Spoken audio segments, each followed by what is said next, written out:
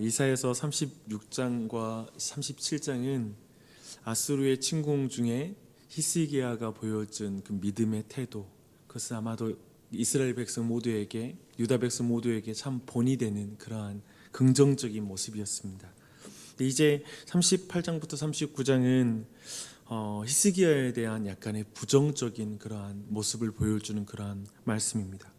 구체적으로 오늘 말씀은 히스기야는 다윗처럼 백성에게 믿음의 본을 보였던 그러한 왕이었는데 나중에 왜 바벨론에게 멸망을 당했는지 그 이유를 보여주는 그런 내용이 오늘 말씀 안에 있습니다.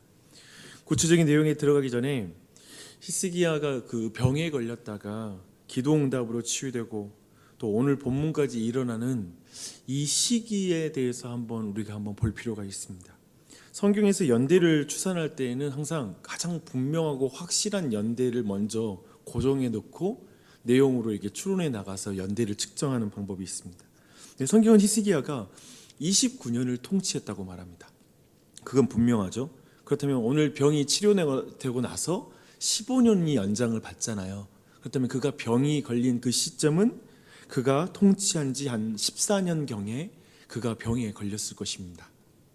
그렇게 보면 어제 37장과 38장에서 보았던 아수르 침공은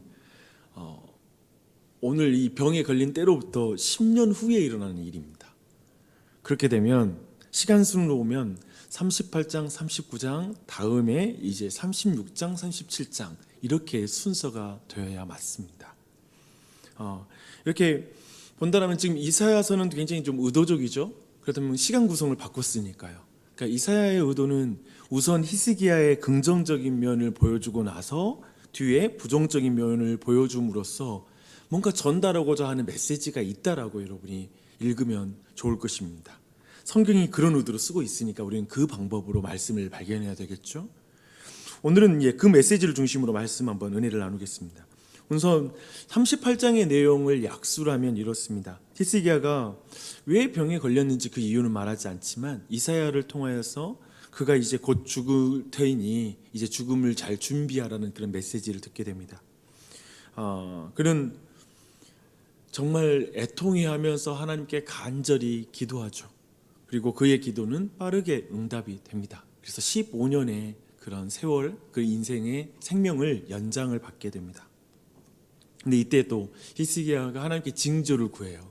그래서 하나님께서 친절하게도 자유롭게도 그에게 또한 징조도 허락해 주셔서 하나님의 약속을 분명하게 하십니다. 이 병이 치료되고 나서 히스기야가 감사의 기도를 길게 드리거든요. 근데 그 감사 기도에서 좀 주목할 내용이 있습니다. 15절입니다. 38장 15절. 주께서 내게 말씀하시고 또 친히 이루셨사오니 내가 무슨 말씀을 하오리이까. 내 영혼의 고통으로 말미암아 내가 종신토록 방황하리이다 라고 말합니다. 얼핏 보면 좀 우울한 기도죠. 내가 막 종신토록 내 영혼이 방황할 것입니다. 그렇게 보니까 되게 우울해 보이는데 사실 이 말의 뜻은 천천히 행하겠습니다 라는 그런 의미를 가지고 있습니다. 남은 여생을 내가 조심스럽게 겸손하게 행하겠습니다 라는 그런 의미를 가지고 있는 것입니다. 그렇게 보면 지금 병에 고쳐지고 나서 가질 수 있는 좀 겸손한 마음이죠. 그렇죠? 하나님께서 이렇게 치유해 주었으니 내가 남은 생에 교만하지 않고 겸손하게 행할게요 라는 그런 흐름이 되는 것입니다. 그런 말이 되는 것이죠. 그런 흐름에서 이제 39장이 시작되고 오늘 내용의 실패가 그런 의미에서 참 그 기도의 내용과 좀 연결이 있습니다. 히스기야는 이렇게 병이 고쳐지고 15년의 삶의 연장을 받고 나서 바벨론으로부터 사신의 위문을 받습니다. 축하를 받게 돼요. 당시 바벨론은 아수르 제국 아래에 있었던 하나의 소국이었습니다. 그러니까 아수르의 지배 아래에 있었던 그런 나라였던 것이죠. 그래서 독자적인 힘을 가지고 있지는 않았지만 점점 세력을 키우고 있었던 그런 나라였습니다. 그런 면에서 히스기야는 그런 약간 떠오르는 잠재적으로 이제 나중에 정말 큰 도움을 얻을 수 있는 그런 그 협력 국가가 될 수 있는 바벨론으로부터 사신으로부터 이렇게 축하를 받으니까 그의 마음이 굉장히 고무되어 가지고 궁중에 있는 모든 재산들과 그런 어떤 은금들을 다 그들에게 공개하고 보여줍니다. 그 마음이 어떤 마음이 있었는지 우리는 정확히는 알 수 없지만 아마도 우리나라가 이런 국력을 가지고 있습니다. 당신들과 손을 잡아서 아수리에 뭔가 우리가 함께 대항할 때 함께 합시다. 그런 마음이 있었는지 없었는지 우리는 알 수 없지만 여러 가지 그런 것들을 보여주고 있는 것이죠. 이후에 이사야 선지자는 히스기야 왕에게 나와서 그 사람들은 누굽니까? 그리고 왕이 그들에게 뭘 보여줬습니까? 라고 이렇게 묻습니다. 히스기야는 자신이 지금 행한 일이 무엇인지 전혀 몰라요. 그리고 이사야가 지금 왜 그 말을 묻는지 눈치가 전혀 그 눈치를 채지 못합니다. 그러니까 너무 들떠 있었던 그 히스기야의 내적 상태를 보여줘요. 그리고 그가 얼마나 지금 천진난만한지 그걸 다 보여주는 그런 성경의 기사를 보면 그렇습니다. 근데 그런 천진난만한 히스기야에게 이제 이사야가 찬물을 끼얹는 그런 말을 하죠. 이 일로 인하여 그가 보여주었던 모든 것이 바벨론으로 다 넘어갈 것이다 라고 이렇게 말하고요. 히스기야의 왕손들이 붙잡혀 바벨론으로 가서 환관이 될 것이다. 즉 이 환관이 된다라는 것은 아이를 낳을 수 없는 상태의 사람이 된다라는 것이잖아요. 그런 말을 합니다. 이 말은 왕의 혈통이 끊기게 되는 그 수치를 맛보게 될 것이다 라는 그러한 말을 듣게 되는 것이죠. 근데 이 말을 하고 나서 오늘 마지막 절 말씀이죠. 마지막 절에서 의견이 분분한 반응을 어떤 해석의 여러 가지 반응을 보이는 그런 반응을 히스기야가 보입니다. 히스기야가 이렇게 말합니다. 이사야가 이르되 당신이 이른바 여호와의 말씀이 좋소이다 하고 또 이르되 내 생전에는 평안과 견고함이 있으리로다 하니라 라고 이렇게 말합니다. 좀 이상하죠.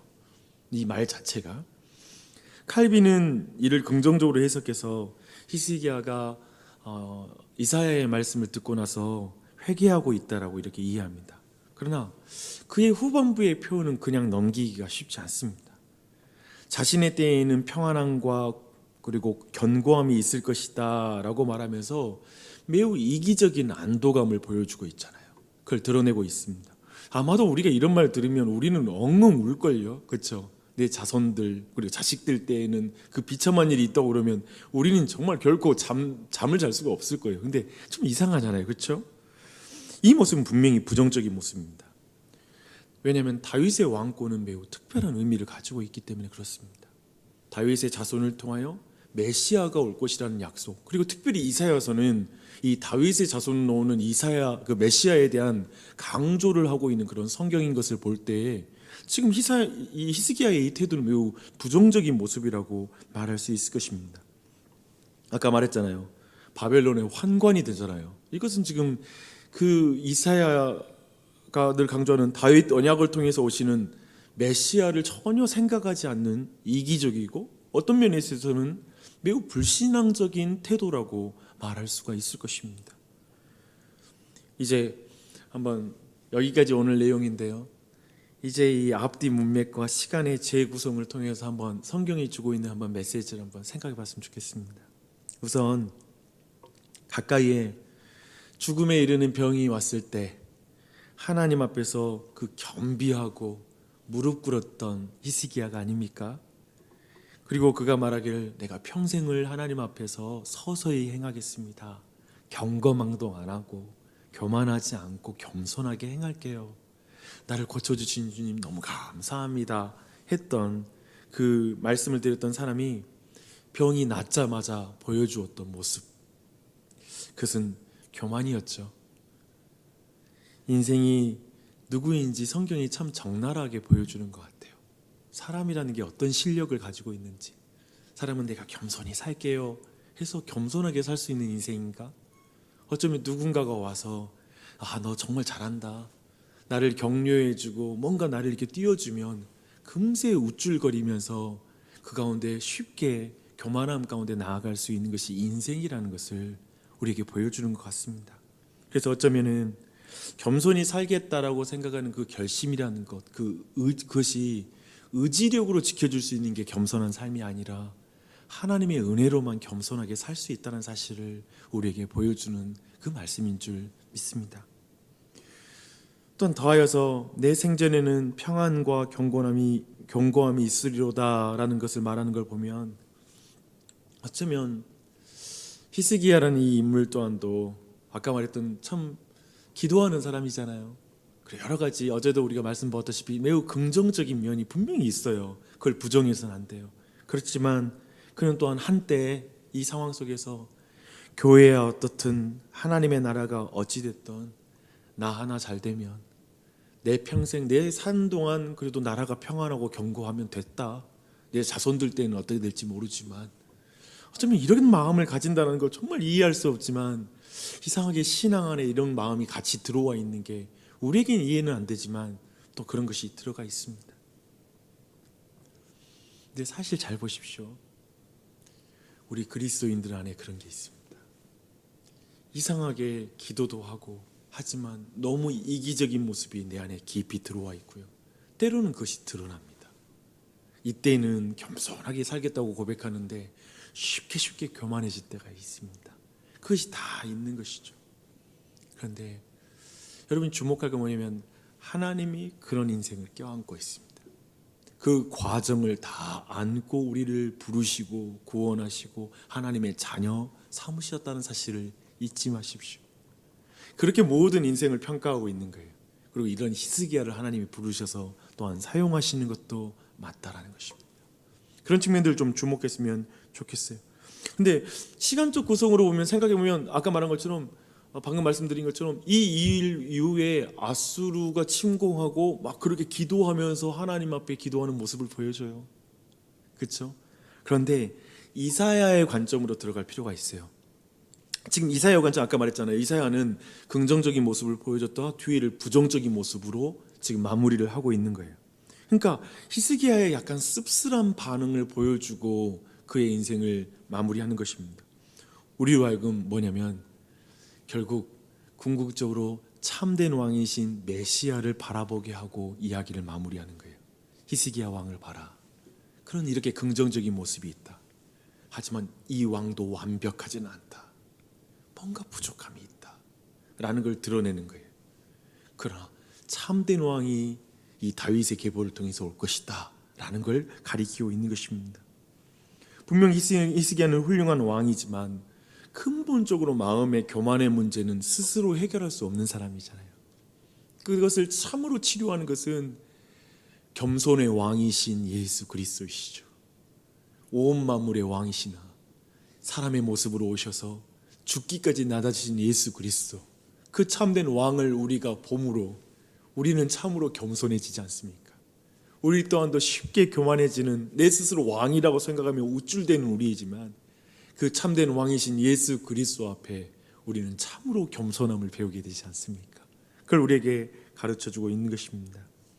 사랑하는 여러분, 겸손으로 나아가되 매일 하나님 앞에 우리가 무릎을 꿇지 않는다면 어떻게 겸손을 배울 수 있겠습니까?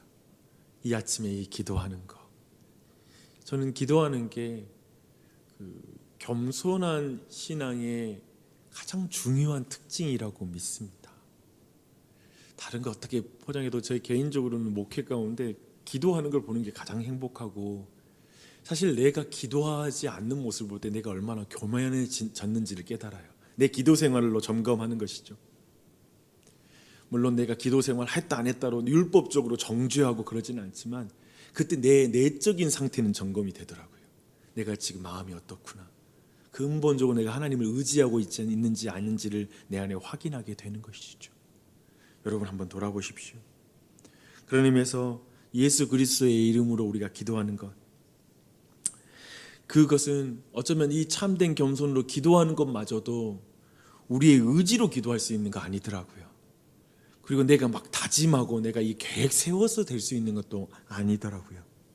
이 또한도 하나님의 은혜임을 고백합니다. 정말 예수님께서 성령님을 통하여 우리를 위해서 말할 수 없이 탄식하며 이미 먼저 나를 위해서 기도하고 계신다는 사실을 내 안에 배울 때에만 나도 이때 기도하는 게 가능해지더라고요. 은혜예요. 이 시간 기도할 수 있는 게. 또한 우리 또한도 우리의 신앙이 그저 이기심, 내 자신이 잘 되는 차원을 넘어서서 교회와 하나님의 나라를 위한 그 삶으로 나아가는 것 또한도 은혜의 일임을 고백합니다. 같이 기도하고 나아갔으면 좋겠습니다. 오늘도 예수님의 이름으로 기도하십시다. 겸손히 주님께 아뢰며 주님의 능력을 구하는 아침 되시기 바랍니다. 기도하십시다.